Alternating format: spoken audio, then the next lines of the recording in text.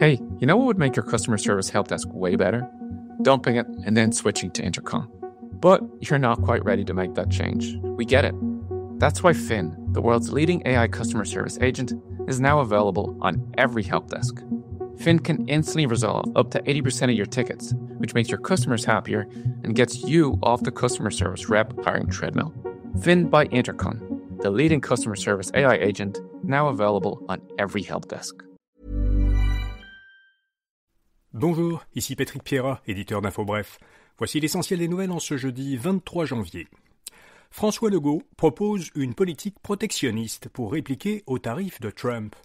À la suite d'une nouvelle rencontre virtuelle entre le gouvernement Trudeau et les premiers ministres provinciaux, le premier ministre du Québec a indiqué qu'il avait proposé à ses homologues de restreindre l'accès des entreprises américaines aux appels d'offres gouvernementaux. Il a souligné que les États-Unis ont déjà des mesures protectionnistes, mais que le Canada n'a pour l'instant pas de mesures équivalentes.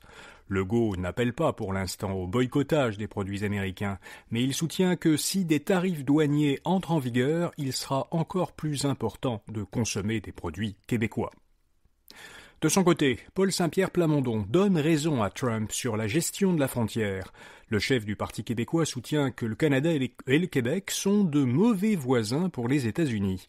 PSPP estime que les préoccupations de Donald Trump sur l'immigration et le trafic de fentanyl sont fondées. Le ministre de la Sécurité publique, François Bonnardel, a contredit les propos du chef péquiste qui soutient que du fentanyl et d'autres drogues passent par le Québec. Bonnardel affirme, lui, qu'il n'y a pas de problème de fentanyl du côté du Québec. Donald Trump, encore lui, bloque l'entrée de réfugiés aux États-Unis. Aucun réfugié ne pourra, jusqu'à nouvel ordre, entrer sur le territoire américain, pas même ceux dont l'arrivée avait déjà été autorisée par la précédente administration. Le premier projet de loi adopté par le Congrès américain sous la seconde présidence de Trump concerne, lui aussi, l'immigration. Il prévoit la détention automatique des migrants en situation irrégulière qui ont été condamnés ou inculpés pour certains délits, y compris des délits mineurs. Le Parti libéral du Québec conteste la hausse record des loyers. Le chef libéral par intérim, Marc Tanguay, demande au gouvernement de refuser la hausse de 5,9% qui est proposée par le tribunal administratif du logement, le TAL. C'est la hausse suggérée la plus importante depuis 30 ans. Tanguay estime qu'une telle hausse aurait un impact majeur dans le budget des locataires. La ministre responsable de l'habitation, France-Hélène Duranceau, a répondu que le Québec ne pouvait pas demander au TAL, qui est une institution indépendante, d'abaisser sa recommandation. Des artistes québécois réclament une hausse du financement en culture. Une centaine d'artistes et travailleurs de la culture ont manifesté hier à Montréal devant les bureaux de François Legault pour réclamer une hausse du budget du Conseil des arts et des lettres du Québec, le CALQ. Réunis dans le regroupement La Grande Mobilisation des Arts au Québec, ils demandent au gouvernement de porter à 200 millions de dollars les crédits permanents du CALQ dès la prochaine année financière et que les montants supplémentaires soient majoritairement attribués au programme de création. Le budget du CALQ est actuellement de 160 millions de dollars. Amazon va fermer ses entrepôts au Québec et licencier les 1700 personnes qui y travaillent. L'entreprise américaine explique qu'elle veut cesser au Québec d'effectuer elle-même ce qu'on appelle la livraison du dernier kilomètre, c'est-à-dire la dernière étape pour livrer une commande chez le client. Amazon confiera cette livraison à des sous-traitants, comme elle le faisait déjà il y a plusieurs années. Rien ne devrait changer pour les clients, selon une déclaration que la société américaine a transmise à la presse. Amazon avait tenté l'an dernier de contester la syndicalisation des 250 employés de son entrepôt de Laval.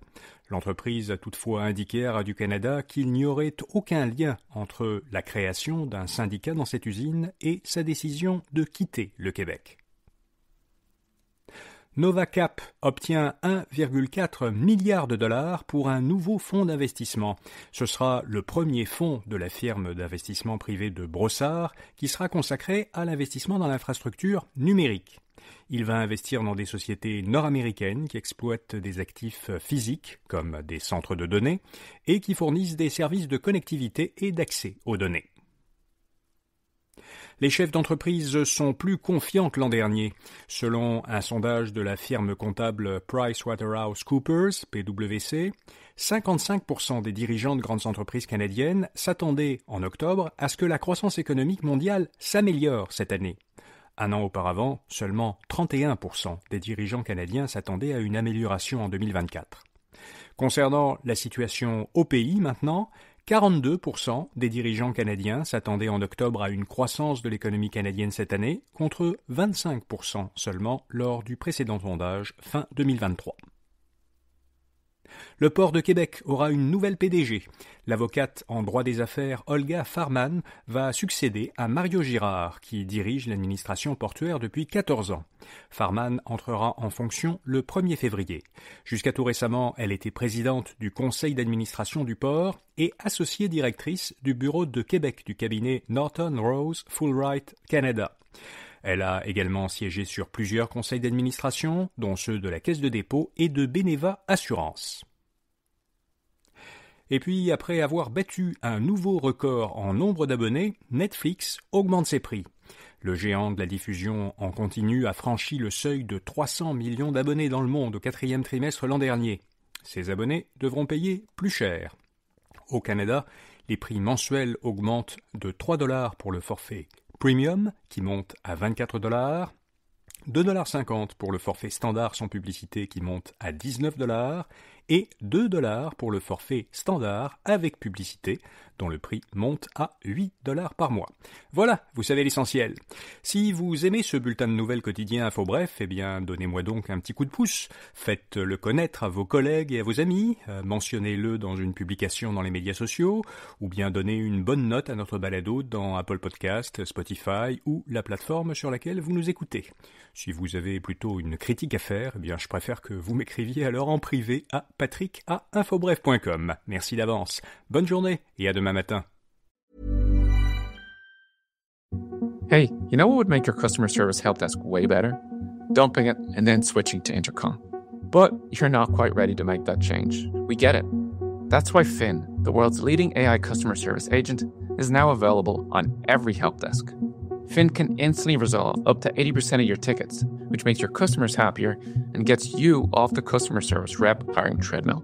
Finn by Intercom, the leading customer service AI agent, now available on every help desk.